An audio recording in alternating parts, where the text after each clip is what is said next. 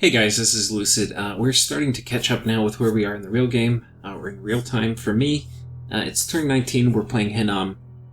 And yeah, sorry, it's been going a little slow because I've mostly been narrating things that have been happening in Discord as I'm just updated by what's going on with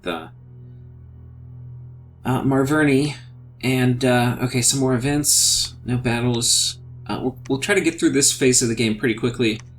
You can see I started recruiting these Akkas, and they are now healing my army up. We've still got a few guys with afflictions, so they'll get healed up in a jiffy. And then we'll have like pretty high quality, 2 experienced star troops, which is nice to have, of course. This fort's getting upgraded. This fort is now upgraded. We'll probably leave it at this level for a good while. Yeah.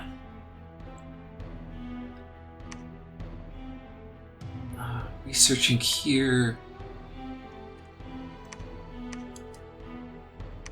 Okay, so not too much to discuss. We're basically building an army here. This army that I'm building here can either be used to take stuff from Marverni, or eventually to invade Abyssia. I mean, I do have an app with Abyssia, no longer Marverni.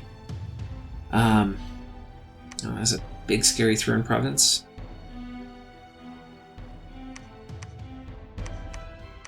Can I get a scout here? I can. So I'll have to remember, this throne hasn't been taken where I am in the game currently. I need to remember to come back and get a scout here and go stick him in it.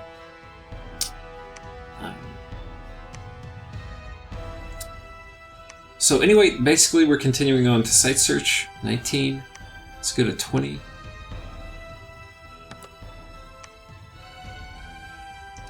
We found another magic site, Moonwind Marsh. I can't remember what this is.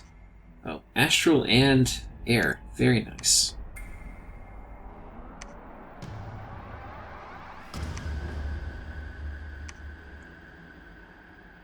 Okay, we are in good shape. So, okay, this army has calmed down a little bit. Sorceress, I wonder if she makes air elementals. We'll see. Here we're site searching. You can see we have moved the Skull of Fire over to this guy. What else? We're site searching here. We have an Astral Melkwort. Another Melkwort coming out this turn. We have an Earth Melkwort. We're site searching here. Ideally, we do kind of want to site search blood. If we find a blood site, blood sites are pretty rare, but when you find them, they're kind of a really big deal.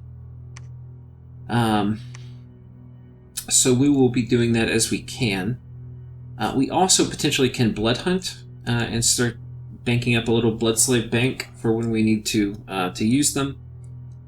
I'm not totally sure how we're going to use our blood slaves. On one hand, I kind of want to build a fort here and start cranking out some of my shed or serum, or what is it called? Seir. These guys are pretty sick with my bless. They're not going to be, they're not going to be that good against a lot of the things I'm fighting. They're not going to be great against Mictlan. They don't have magic weapons. They're not going to be great against Theodoros. I mean, they will kill Jaguars in a hurry, but they'll also get killed. They'll only really be good, I think, in the later game when I can get protection buffs on them. But right now, they would die to Mictlan. They're not going to be great against Theodoros. They're definitely not going to be that good against... I mean, they'll be okay, actually, against Abyssia. I think the Fire Shield's going to kind of hurt them a lot. But they do a ton of damage. Yeah, I don't know if I want to use them as, like, expendable torpedoes that I shoot into Abyssia to die. So I'm not super excited about those. So I've got to figure out what I'm going to use my Blood Slaves for. One option we'll have with my Pretender is when he comes out, I can switch to a Vampire Economy. Which has its benefits. My Blood Hunters are not very good. These guys, basically, they eat population. And they're expensive. And they cause unrest. I mean, they're bad enough at blood hunting. I mean, we'll use our Melkworts too, but Melkworts have the same kind of problem, though they're very good blood hunters. But we may use our blood slaves to switch to a vampire economy. We'll have to see. But right now, I'm thinking that's probably the best bet. And that will just... Having vampires too, like a large amount of vampires, will mean I can do things that really my nation can't do. It increases the number of types of threats I can bring, because right now I'm not a Skelly Spam nation or a Rigor Mortis nation. But that means I can do those things. Especially if I have like 10 vampires that are blood hunting and I always zap them over to some place to Skelly Spam. Vampires are also going to be good against Mictlan because he doesn't have magic weapons. So I throw a Vine Shield on them, as you saw in my Mictlan game, and they can just crush Sacreds, so... pretty good. And we're getting ready. We'll probably attack Marverni next turn, but we'll see. I can't remember if it's next turn or the turn after. Let's go ahead and go to turn 21. I gotta remember to do Outgoing Diplomacy. Okay, I'm sending Water Gems to Mictlan this turn, which means he is going to next turn send me some Rings of Water Breathing. Quicksand. Nice. And that's basically it. We're also getting ready... Oh, we found another site here. This is a super high-value province. Yeah, so... next turn we will definitely be attacking Marverni, I think. These troops he got here are kind of his last-ditch effort to launch a defense against Abyssia. And he's got Gifts of Heaven now, and so hopefully he gets his scripting right, but we'll see. I know he told me it was kind of a long shot, but he needs some kind of screen to lock up the Abyssian infantry before the meteors start falling down. Okay, next we'll go on to turn 22. And I think at this point, too, I've talked with Abyssia, and I've told him, like, dude, you're scary as hell. So, I mean, he knows we... Oh, look at this. What a great province. Get 3 Earth Gems from here. That's so nice. And then we've switched these guys over to blood hunting, so we've got a fair amount of blood slaves. Melkorts are really good at blood hunting. Yeah, so now we're going to go ahead and attack Marverni. We're going to attack here, and here, and here. This guy's going to do Legions of Steel on this guy, and then retreat. And here... and this will give us a nice little buff to our income.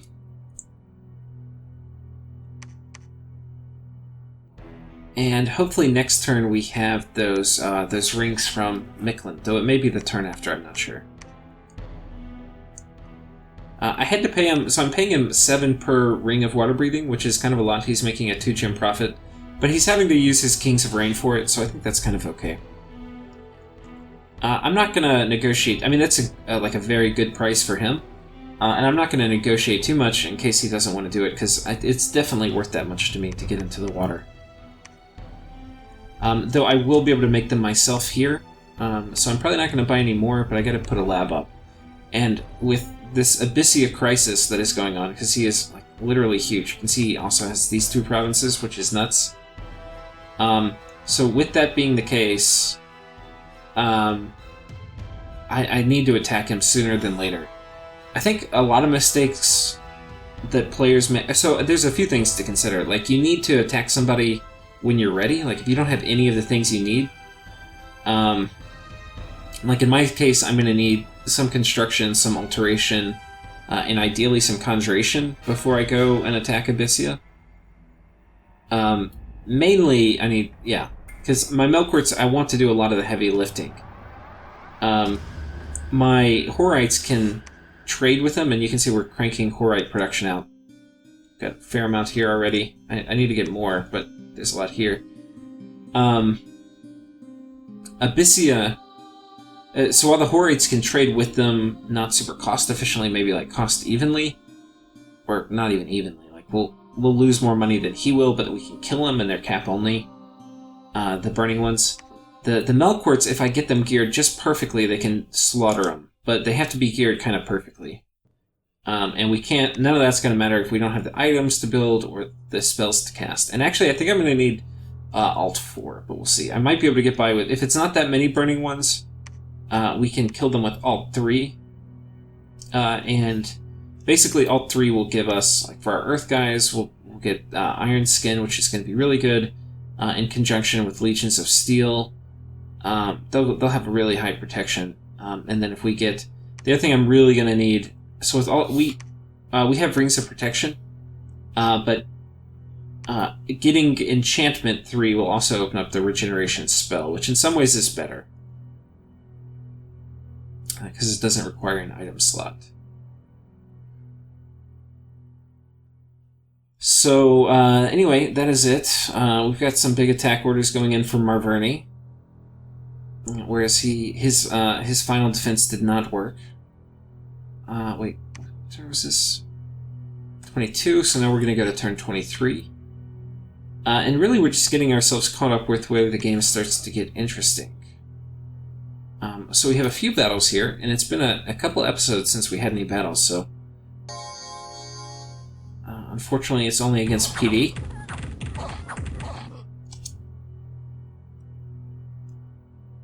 Next battle...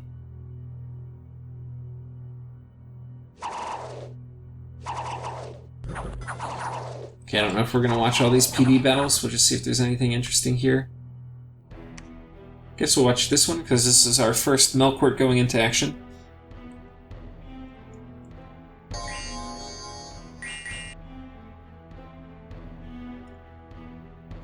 Okay, so this guy just waited a little bit so his fatigue got down, and now he's running into combat.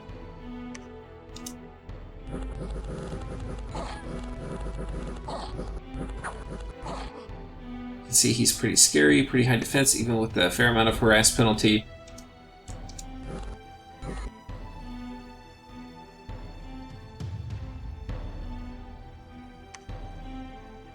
Okay, so let's take a look at the situation. We can see a reasonably large Abyssian force on here. He's going to try to siege this down. I've got a nap with Abyssia. I would love to kind of like knock Abyssia off, but we're not going to be breaking our naps. So instead we're going to move a large group of guys on top of this fort and go and siege it down quickly. And then we're going to move our guys over here. We see he does have War Shamblers, which means he has an eye on this lake, which I also have. I have not gotten my Rings of Water Breathing yet from Miklin, so that is a bit unfortunate. It means we're going to be a little delayed in entering the lake. We are continuing to create Horide Champions. And it's funny, I don't think I really ever made these in my last playthrough, but they're going to be super useful against Abyssia. And I think they're actually the better... I could be wrong. I mean, it depends who you're fighting. I think they're probably the better late-game troop, if you had to have like an army made of recruitables. I mean, you could argue maybe these guys. Armor-piercing attacks. I mean, but these guys, 6 encumbrance versus 4, which fatigue ends up mattering more in late-game fights. Higher damage ends up mattering more in late-game fights. And they have just the most basic armor. So these guys, I mean, these guys are going to take to an army of gold buff like crazy. They're going to love it. And then with the shield, it's going to be good. I mean, they'll be super strong. I think it depends what we're fighting. If we just need to endure, then probably these guys. But if we actually want to kill stuff, these guys are going to be really good. And then the fire and cold resistance is super good. But for now, they're going to die in droves, but they're the only thing we have that can kill burning ones, aside from our Melkorts. They're also excellent at sieging down forts. Yeah, it's basically 3.2 per unit compared to like 2.3, so they're about 50% better at sieging down forts, and that matters a lot. This army can't make it all the way up here. So we're going to send them up this way. I probably, if I was thinking about it, I should have sent these guys here and the Melkort down here. But anyway, this is the way it is. I sent a message to Abyssia saying, I believe I have to end my nap with you, sir. So that will trigger the 3-turn countdown. And my thinking is he's invested a ton into forts. And yeah, he's really big. He has been telling everybody, hey guys, I have to get big because, look, I took Drain and... I took Drain and I took Death, and so, my research sucks, and blah, blah, blah. My, income sucks because of Death. Okay, well, here's the thing with that. This is half effect for him, so it's really like Death 1.5, which is not that big of a deal. The second thing is he has an Awake Pretender who's been researching for 23 turns. I think it's an immobile. And what that means is he's very quickly, if he doesn't have it already, going to have Construction 6. And with Construction 6, he's going to have Lightless Lanterns. And when you have Lightless Lanterns, you don't really care about what your drain scales are. So this isn't going to matter. And then he's actually left with kind of okay scales. He's got Heat, which Abyssia likes. He's got Productivity, which is fine. And then, his income is not hit that hard. These are not terribly cancerous for income. Now, he didn't take Misfortune. But anyway. You kind of have to go Death with Abyssia, because Growth gives you half the effect too. So there's no real reason to go Growth. You have to, basically, it's not a great income scale. Or even a population growth scale. So anyway, that's what he's been telling people, and I've tried to get Micklin to go attack him, and Micklin won't. Micklin's going to drag his feet. I've played with this player quite a bit. This was the Agartha in my Scaleria game. So he's definitely a good player. But what I would say he is known for, at least to me, is to telling people who'll kind of go in wars and then not do it at all. Or to let other people fight and then to Vulture. And in some ways that's kind of what's happened here with Marverni. But it's not that I wouldn't fight Abyssia, it's I literally didn't have the tools yet. I have to get Alt 3 and Construction 4, which I've now gotten. And I kind of need Alt 4. But you can see as soon as I got Alt 3, which I think was this turn, I've declared war on Abyssia. So, I'm not expecting much help. But if I win a couple key battles, like if I kill his Burning Ones, my Horites are going to be really good if I severely outnumber him. So if I can take care of all the heavy lifting with my Melkorts, I can siege down his infrastructure pretty quickly, and this can actually become a really good war for me. But it's really dependent on my Melkorts winning fights, and they're kind of all or nothing. Like with Super Combatants, they either live or they die. And if they live, it's awesome. If they die, you want to cry because they're hard to replace. And you probably put a lot of gems in them. So, basically we're going to be getting our Super Combatant kits ready. It's going to mostly be like a Flesh Eater and then two Bracers of Protection. And that's going to be the basic kit. Probably also an Axe of Sharpness to increase their damage outlay. Yeah. So I think that's it. 23. And I think we're about at the turn limit here. So, for the time limit for this episode. So thank you guys for watching, and I hope you're getting ready for this war with Abyssia, and you'll get to see his crazy bless in action.